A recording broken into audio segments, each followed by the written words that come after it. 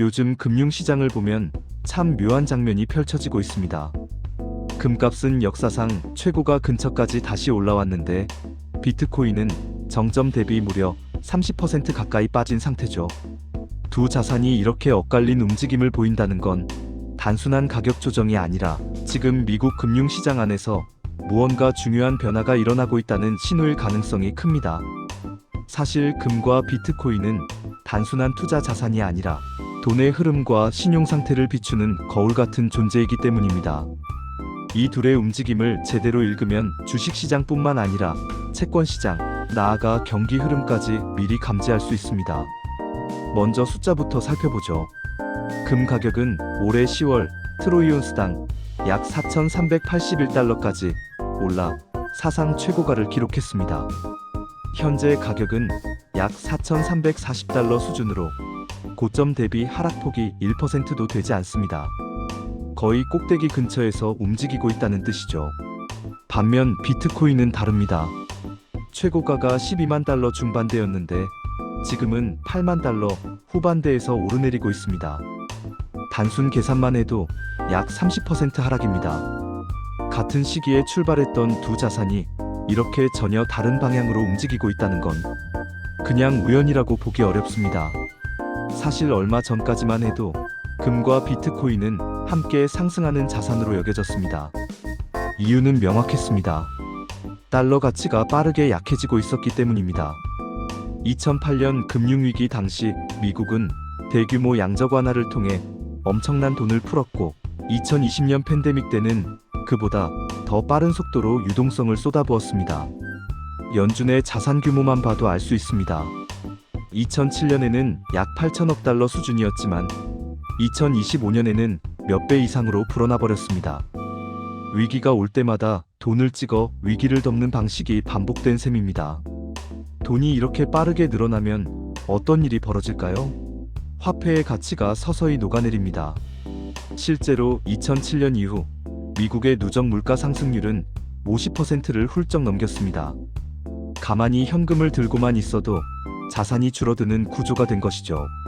그래서 사람들은 달러 대신 주식, 부동산, 금, 그리고 비트코인 같은 자산으로 몰려들었습니다.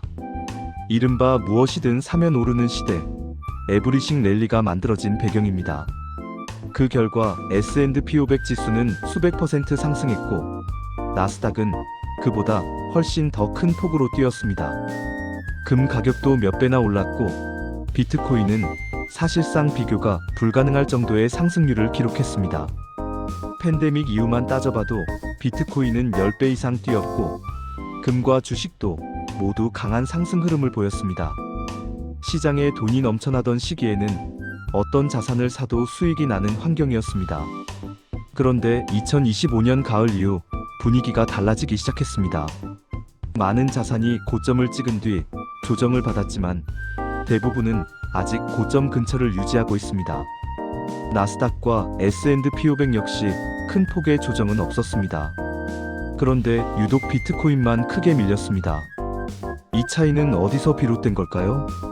핵심은 비트코인이 최근 몇 년간 제도권 금융으로 빠르게 편입되면서 가격이 급등했다는 점입니다.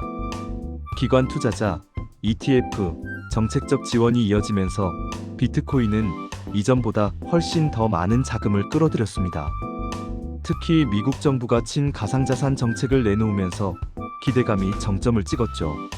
하지만 어느 순간부터 정책 방향이 미묘하게 바뀌기 시작했습니다. 비트코인이 너무 커져서 달러의 위상을 위협할 가능성이 생기자 속도 조절이 필요해졌기 때문입니다. 여기에 더해 비트코인의 가격을 결정짓는 또 하나의 중요한 요소는 단기 금융시장의 유동성입니다. 비트코인은 장기 투자보다는 단기 매매 성향이 강한 자산입니다. 많은 투자자들이 레버리지를 활용하고 단기 자금으로 거래합니다. 따라서 단기 금융시장에서 돈이 풍부하면 가격이 급등하고 반대로 자금이 말라붙으면 급락하기 쉽습니다. 최근 미국 재무부는 국채를 발행하면서 단기물 비중을 크게 늘렸습니다. 원래는 장기 국채 비중이 더 높아야 하는데 단기 국채 발행이 급증하면서 단기 금융시장에서 달러를 빨아들이는 효과가 나타났습니다. 쉽게 말해 정부가 시장에서 현금을 흡수해버린 셈입니다. 그 결과 단기 자금이 부족해졌고 이 충격이 가장 먼저 반영된 곳이 바로 비트코인 시장이었습니다.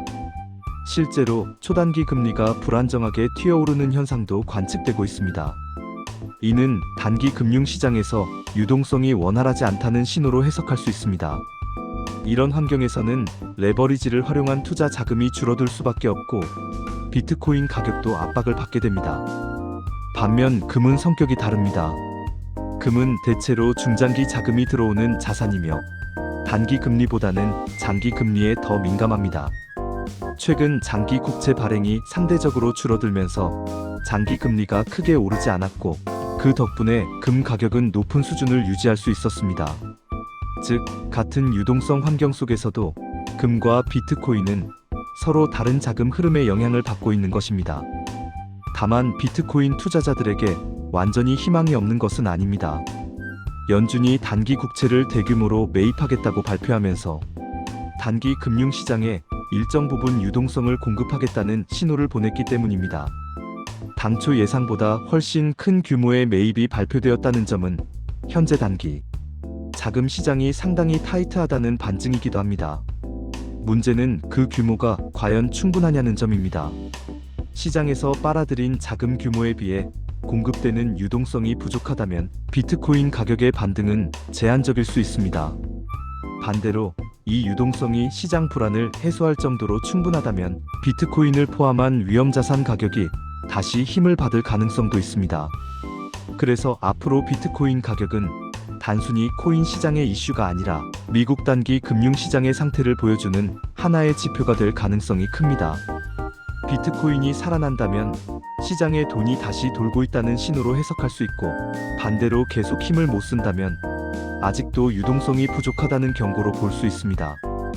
그렇다면 금은 앞으로도 안전할까요? 꼭 그렇지만은 않습니다. 만약 장기 국채 금리가 인플레이션보다 더 빠르게 상승하게 되면 금 역시 압박을 받을 수 있습니다. 장기 금리 시장에서도 신용 경색이 발생한다면 금 가격도 조정을 피하기 어렵습니다. 결국 금과 비트코인 모두 각자의 방식으로 금리와 유동성의 영향을 받게 됩니다.